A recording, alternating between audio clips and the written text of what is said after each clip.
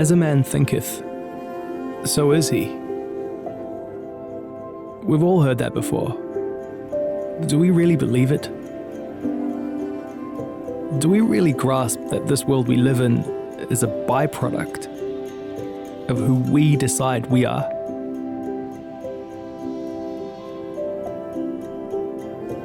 As she thinketh in her heart, so is she.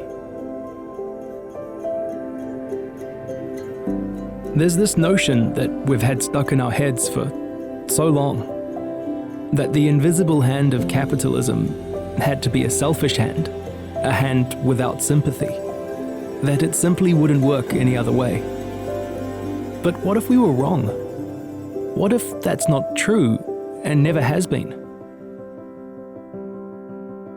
People say a business's purpose is to make money, but it's not.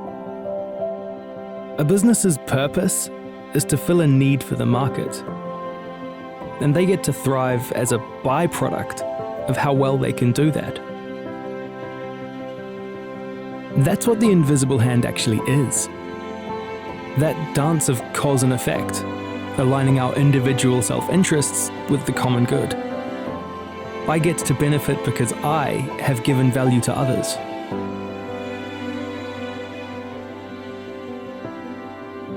Instead of comprehending that, we persisted in the comforting delusion that there was a safe distance in time and space between us and whoever might bear the pain of our choices.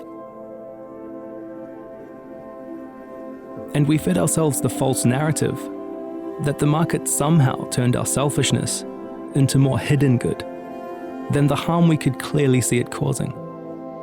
So we simply don't see, because it's so easy not to.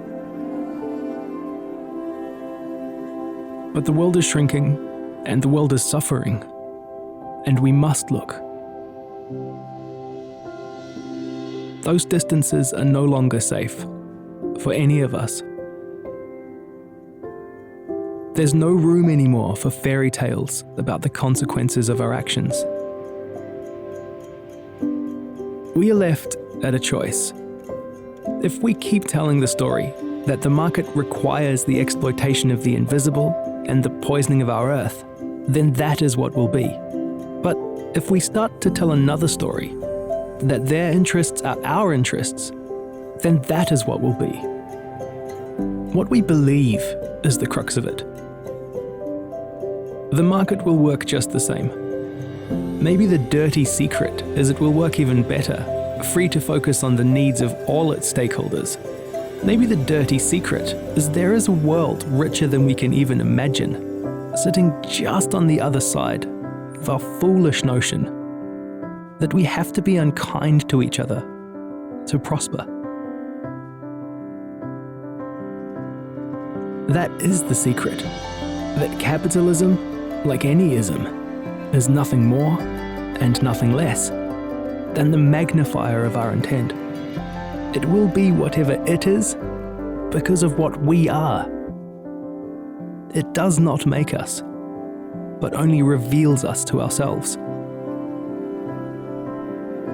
But if we quit now, if we stand by as innocents suffer and our world wanes, and say, the market can do so many great things, but not this one most urgent thing, then all we have revealed are the limits of our own vision and humanity. The long and short of it is we are the ones who choose.